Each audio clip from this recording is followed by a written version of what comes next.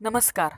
आज आपण पाहणार आहोत 6 महिन्याच्या वरील बाळाला जर सर्दी आणि कफ झाला असेल तर त्याच्यासाठी व्हेजिटेबल सूप कसं बनवायचं, जे तुम्ही 6 महिन्याच्या वरील बाळापासून मोठ्यांपर्यंत सगळ्यांना देऊ शकता. इथे मी 1 टेबलस्पून बटाटा घेतलेला आहे, 1 चमचाभर गाजर, 1 चमचाभर फरसबी आणि 1 चमचाभर वाटाणे घेतलेले आहेत. 1 लसणाची पाकळी, चिमूटभर जिरं, चिमूटभर हळद, चिमूटभर मिरेपूड घेतलेली आहे. आता मी इथे 1 पातेलं गरम करायला ठेवलेलं आहे. पातेलं व्यवस्थित गरम झालं की मी याच्यामध्ये 1 चमचाभर तूप ॲड करत आहे.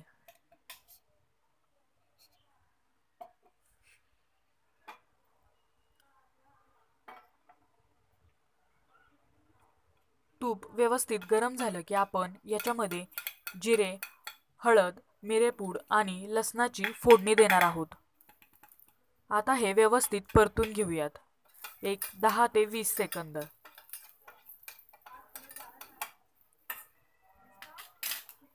आता आपण याच्यामध्ये सर्व व्हेजिटेबल्स ॲड करूयात.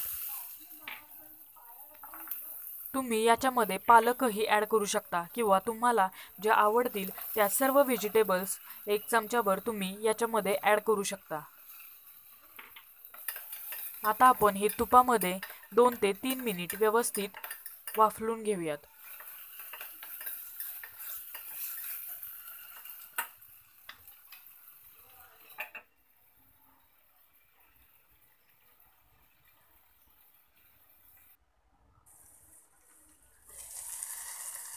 एक 2 ते 3 मिनिट तुपामध्ये व्यवस्थित वाफलून घेतल्यावर आपण याच्यामध्ये पाणी ॲड करणार आहोत. इथे मी 1 ग्लासभर पाणी घेतलेलं आहे. आपल्याला पाणी जास्तही घ्यायचं नाहीये, जेणेकरून सूप या पाण्यामध्येच व्यवस्थित तयार होईल. जर पाणी जास्त झालं तर आपल्याला ते बाजूला काढून ठेवावं लागतं व या सर्व व्हेजिटेबल्सचा अर्क त्या पाण्यामध्ये शिल्लक राहतो. त्यामुळे पाणी शक्यतो हवं तेवढंच ठेवा. आता आपल्याला हे सूप 8 ते 10 मिनिटं मीडियम फ्लेमवर व्यवस्थित शिजवून घ्यायचं आहे. हे सूप तुम्ही 6 महिन्याच्या बाळापासून मोठ्या मुलांपर्यंत सगळ्यांना देऊ शकता. झाकण ठेवून मीडियम फ्लेमवर हे 10 मिनिटं व्यवस्थित शिजवून घ्या.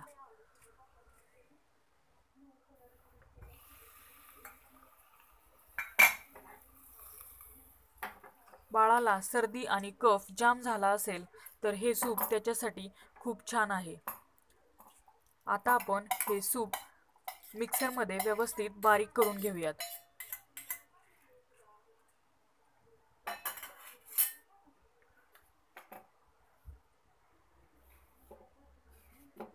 मिक्सरमधून आपण व्यवस्थित बारीक पेस्ट करून घेतलेले आहे.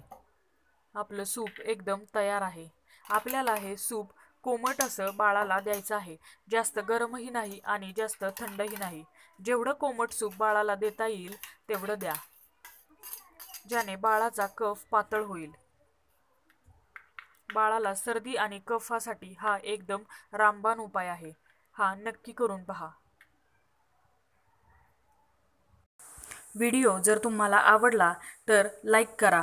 तुमच्या मित्रमैत्रिणींशी, नातेवाईकांशी, ज्यांना या माहितीचा उपयोग होईल अशा सर्वांशी शेअर करा आणि सबस्क्राईब करायला विसरू नका. धन्यवाद.